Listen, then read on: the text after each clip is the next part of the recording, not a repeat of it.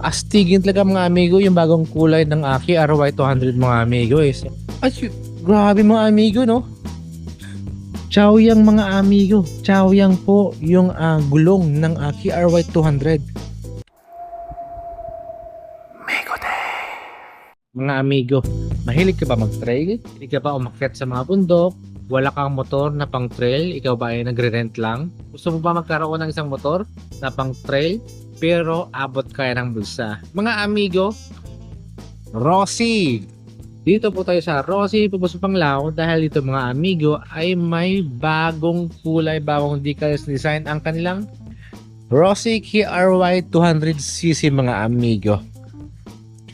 Affordable price na pang trail mga amigo, pang akyat bundok or yung kung bahay nyo ay mga nasa kalagitnaan ng bundok or ang pangit ng kalsada mga amigo. Rossi KRY 200cc mga amigo. Ito ang presyo.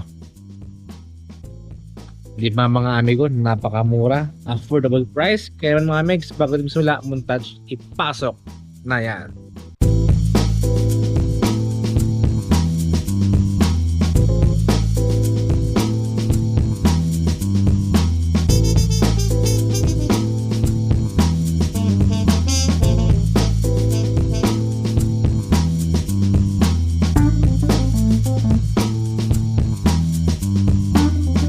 Actually mga amigo no, yung bago nila na ngayon na Rossi KRY 200 ay mas lightweight po ito, mas magaan mga amigo.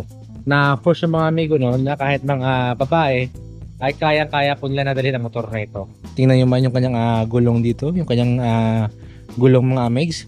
At yung kanyang rim dito na napakaganda. Tapos mga amigs na may decals na po yan o. Yan o. KRY 200 Rossi. So, di ba? Ay, grabe mga amigo no. Chaoyang mga amigo. Chaoyang po yung gulong ng KRY 200. Mga amigo no. Chaoyang. Ito po mga amigo yung ginagamit natin na gulong dati sa ating PCX 160. At mga amigs, napakasulit laga ng gulong na yan. Affordable siya. Pero quality mga amigo. For sure yan mga amigo. So, ako yung natutuwa talaga mga amigo dahil yung Chaoyang mga amigo ay nandito na po sa Rossi mga amigo. At nandito siya mismo sa kanilang KRY 200cc plus pang trail pa siya mga amigo. So di ba? Nakakatuwa talaga. Wash out Chaoyang number 1. Siyempre sa ating front brake ay naka-disc brake yan na bulaklakin at meron siyang cover dito mga amigo. Kasi naka-inverted fork, may cover sa dito para hindi po pasukan ng dumi or putik yung ating front suspension dito. For safety lang yung mga amigo. Although na hindi naman talaga yung pinapasok, pero for safety lang, di ba? Ika nga Boy Scout nga hindi ko alam. Siyempre mga megs, sa ating front headlights dito na halogen yan mga megs. Pero kung may pera ka naman mga amigo, pwede mo naman yan na-upgrade sa LED. So napakaganda ng decals niya. Astigin talaga mga amigo yung bagong kulay ng Aki RY200 mga amigo eh. So astigin talaga siya. Plus mga amigo, this motorcycle ay powered by Euro 3 mga amigo. Kaya for sure napakalinis po ang buga ng kanyang tambuso dito at ng kanyang engine dito mga amigo. Dito naman mga amigo sa ating gilid ng mga fairings ay astigin din mga amigs no. Yan no. At may decals na Rossi. Ganda. Astig mga amigo ng pormahan ng motor na ito mga amigo. Saka sa ating elbow ng ating muffler, may cover yan dito na chrome mga amigo. Alloy siya mga amigs, alloy. Yan o. At yung ating kickstart dito na pang trail talaga yung design niya. Yan o. At yung ating rear brake napakan. Yan o. May mga kita mo yan. Para hindi po siya madulas sa mga butas natin. Kaya dito mga amigs. Yan, nabalik yan mga amigs. Dahil minsan kasi na-banking tayo. Nagtitrail tapos na-banking. At ang ating upuan dito na magas na may butas-but hindi mga amigs na parang may mga talim-talim siya. So for sure hindi siya madulas. Ganda ng design ng kanyang decals ito mga amigo.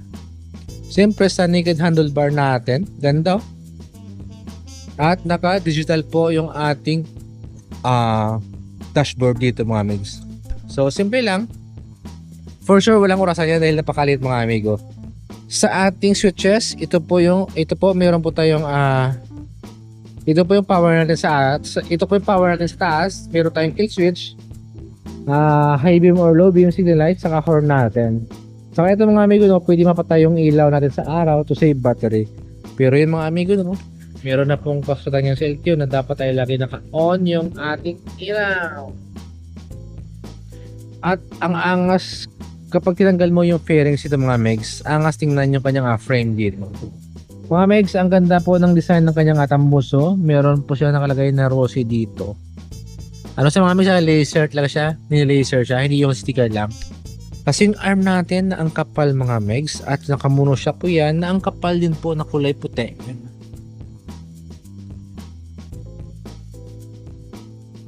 Ganda na kanyang sprocket dito mga amigo, no? Tsaka naka-disc brake na rin sa likuran, di bulaklak ng design. At syempre yung gulong natin sa likuran, yan o. Kapal mga amigo, syempre chow yang yan mga amigo.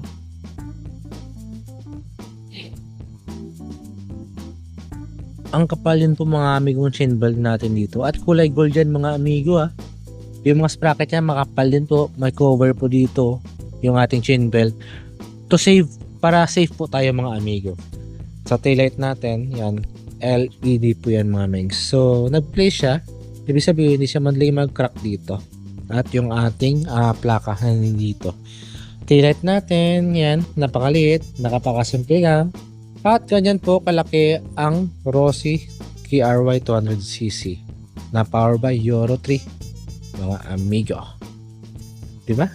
Ganda ito mga amigo. Ito ang motor, ito ang pang trail ni Rossi na sobrang gaan. Lightweight nga, ika nga. Pero mas naka-attract talaga yung kanyang silver dito na inverted fork. Ganda mga amigo.